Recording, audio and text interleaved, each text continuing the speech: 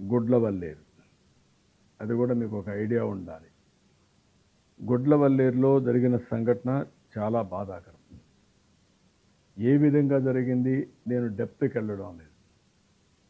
కానీ ఈ రాష్ట్రంలో ఆడబిడ్డలకు రక్షణ కల్పించాలి.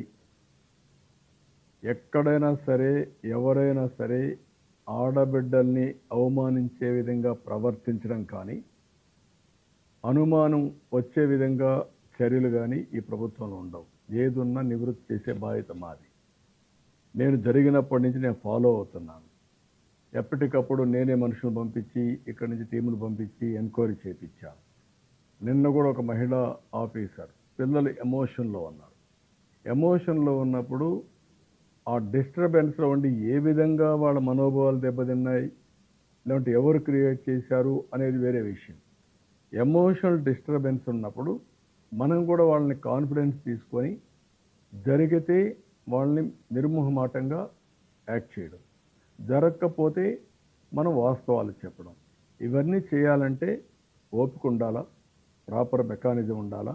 ఈ రెండు లేకుండా ఇష్ట ప్రకారం చేయడం కరెక్ట్ కాదు. నేను కొన్ని మంది చూశాను, ఇష్టానుసారంగా 300 వీడియోలు తీసేశారు, లేకుంటే ఫోన్లో అంతా చేసేశారు. ఏదో మొత్తం హాస్టల్స్ రాష్ట్రం అంతా ఇదే జరిగిపోతూ ఉంది. బుద్ధి జ్ఞానం మీకు కూడా ఆడబిడ్డలు ఉంటే వారి ప్రవర్తించారు.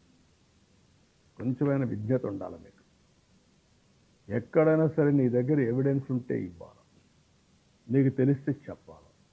తెలియకుండా కావాలని దుష్ప్రచారం చేయడం చాలా నేరం. ఆడబిడ్డల శీలాన్ని కూడా తాకట్టు పెట్టే విధంగా లేకుంటే అవహేళన చేసే విధంగా చేయడం కరెక్ట్ కాదు.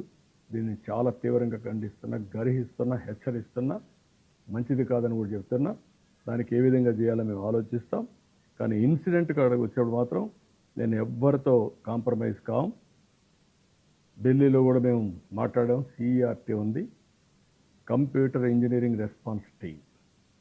సిఈఆర్టీతో మాట్లాడి అక్కడ senior scientist one mister Sharma SS, ఇంకొక విద్యాసాగర్ సైంటిస్ట్, అదే మాదిరిగా Surendra Varma another scientist, Ravichandra another scientist, వీళ్ళందరితో కలిసి ఒకరిని సిఏడిసి నుంచి కూడా centre for development of advanced computing నుంచి ఒక టెక్నికల్ పీపుల్ కూడా తీసుకుంటాం.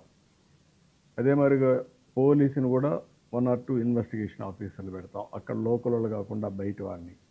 వీళ్ళందరూ వెళ్ళి అక్కడ ఏం జరిగిందో మొత్తం తీసుకొని వాళ్ళ దగ్గర ఉండే ఎక్విప్మెంట్ కూడా తీసుకొని డౌట్ ఉండే వాళ్ళందరి సెల్ ఫోన్లు కానీ వాళ్ళ యొక్క ఐప్యాడ్లు కానీ అవన్నీ తీసుకుంటాం, కంప్యూటర్లు తీసుకుంటాం.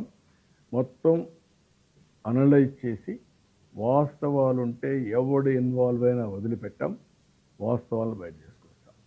దీన్ని అనవసరంగా క్యాంపెయిన్ చేయడం, దుష్ప్రచారం చేయడం మానుకొని ఎవరి దగ్గర ఎవిడెన్స్ ఉన్నా ఆ ఎవిడెన్స్ పంపేయండి.